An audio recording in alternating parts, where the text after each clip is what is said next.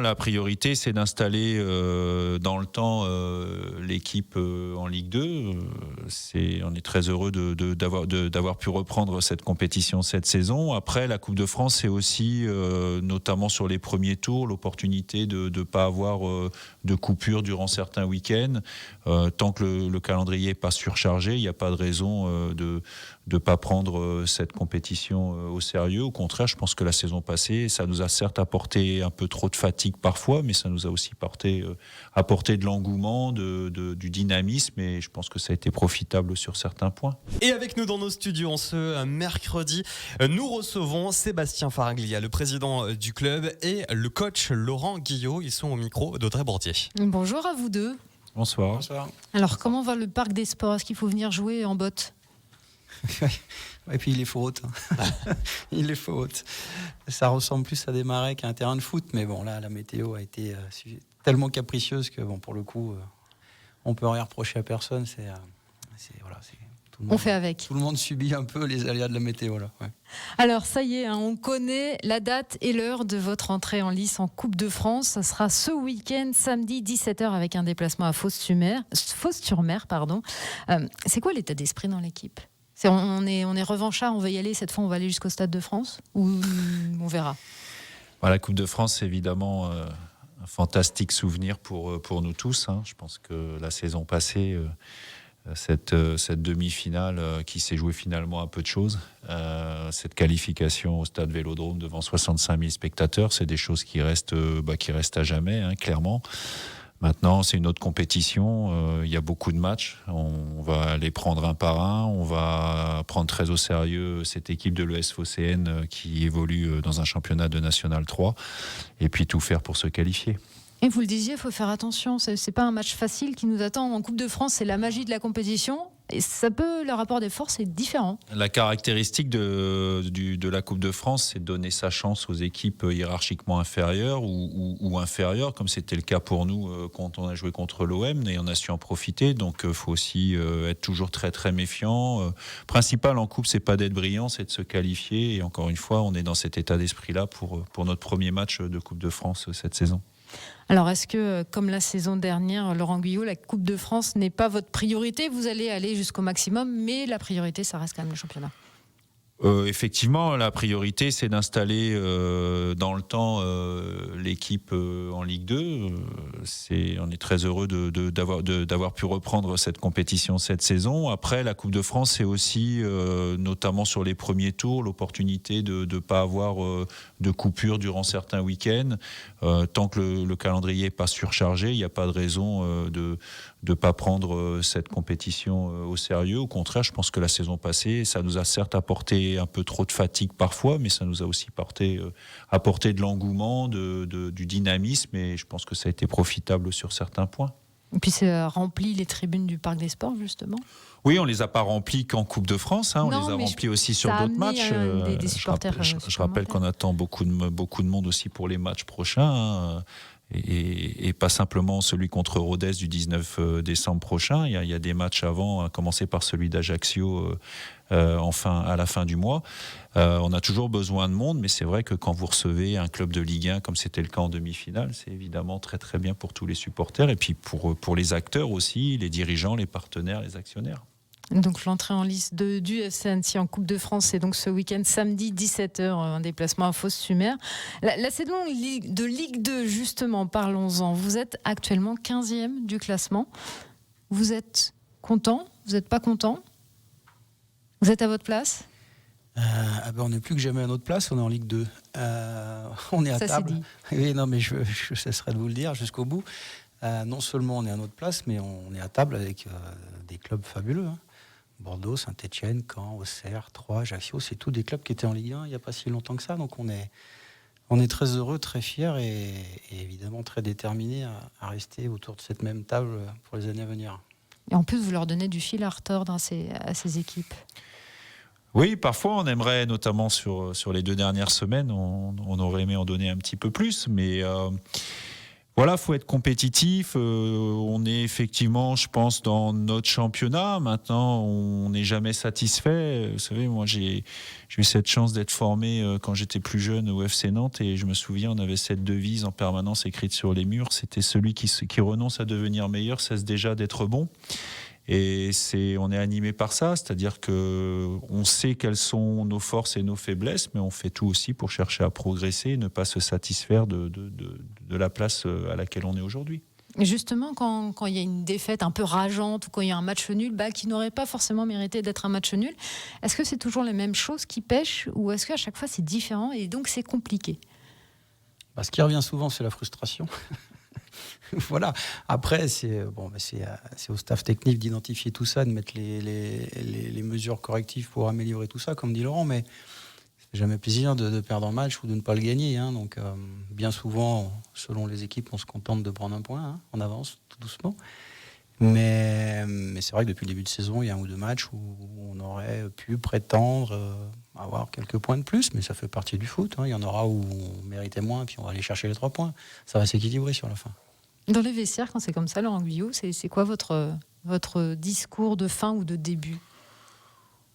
Le discours de début, il est toujours d'aller, notamment à domicile, d'aller chercher la victoire, parce qu'on sait qu'un maintien, en l'occurrence, ça se joue beaucoup à domicile.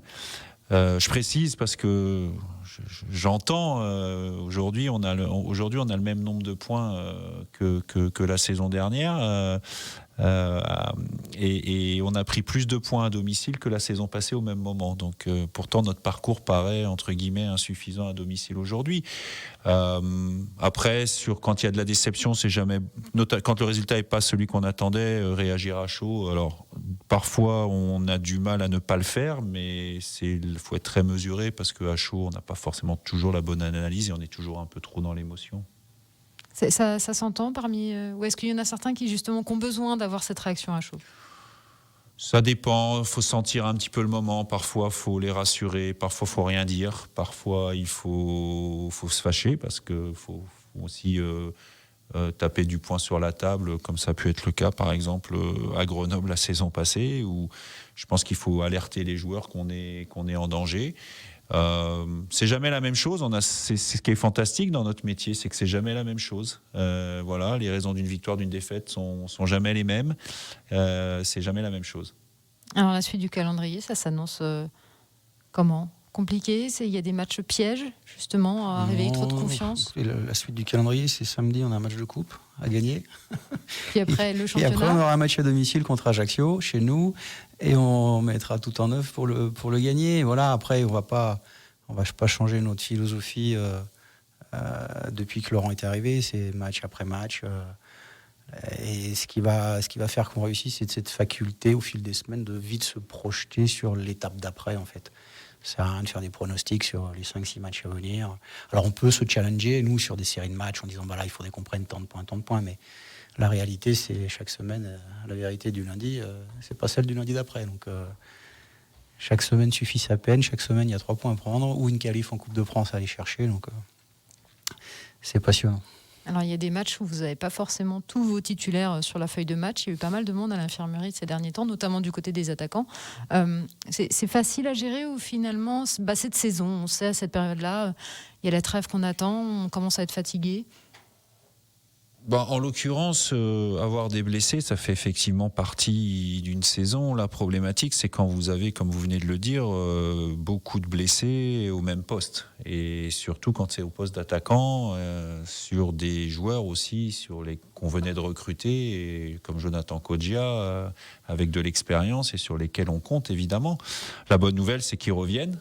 Ils seront même sûrement disponibles dès ce week-end en Coupe de France.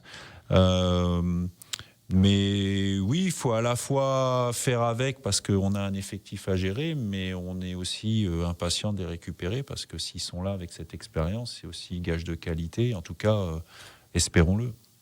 Sébastien Faraglia et Laurent Guyot qui sont du FC Annecy. On fait une petite pause et puis on revient, bien sûr. Nous sommes dans nos studios avec Sébastien Faraglia, le président du club du FC Annecy, et le coach Laurent Guyot. Une interview menée par Audrey Bordier. Alors, on a beau être mi-novembre, hein, vous continuez à tester des joueurs. Vous avez notamment mis à l'essai cette semaine un nouvel attaquant, Plamedi Nsinghi. Alors, il y en a qui l'appellent Plams, vous l'appelez plutôt Mehdi. Ça sert à quoi, ces tests en plein milieu de saison ? On doit toujours être en alerte.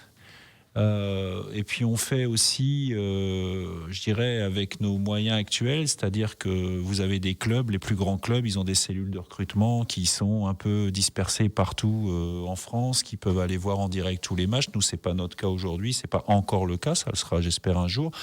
Donc rien de tel que sur des durées déterminées, de pouvoir les avoir avec soi. Au-delà on découvre pas le joueur, parce que si on l'a fait venir, c'est qu'on le connaît un petit peu, mais c'est aussi mieux connaître la personne, la personnalité, voir comment il se comporte dans le vestiaire et sur le terrain avec ses partenaires.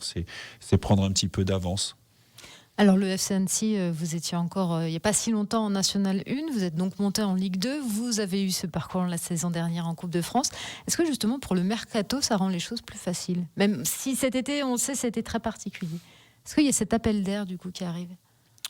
La Ligue 2 est forcément plus attractive, mais beaucoup plus exigeante aussi en termes de moyens, mais pas que financiers. On parlait des infrastructures. Ça fait partie des sujets où les joueurs sont attentifs, c'est leur outil de travail.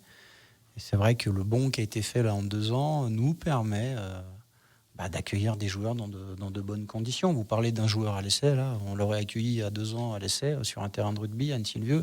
Je ne suis pas sûr qu'il aurait envisagé au bout de 2 jours signer chez nous. Là aujourd'hui, il arrive dans un vrai centre d'entraînement avec un outil adapté et un staff qui a été considérablement on va dire développé dans la compétence autour de Laurent.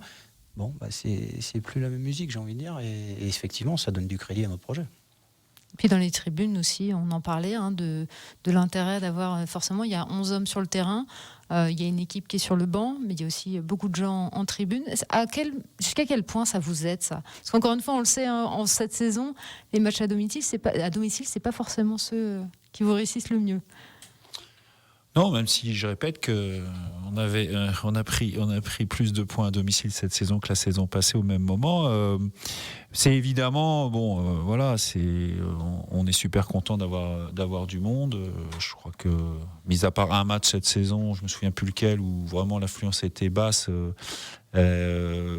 Jusque-là, on est dans la moyenne de la saison passée. On a un COP qui est de plus en plus nombreux, qui fait de plus en plus de bruit et qui a eu le mérite, certes dans des conditions particulières, mais faire plus de bruit à Bordeaux que les supporters bordelais. Donc ça fait partie des choses qui évoluent, et ce qu'il y a de bien, c'est que c'est visuel, c'est que on voit véritablement l'évolution du club, y compris chez nos supporters, et c'est une bonne chose parce qu'on en a évidemment besoin.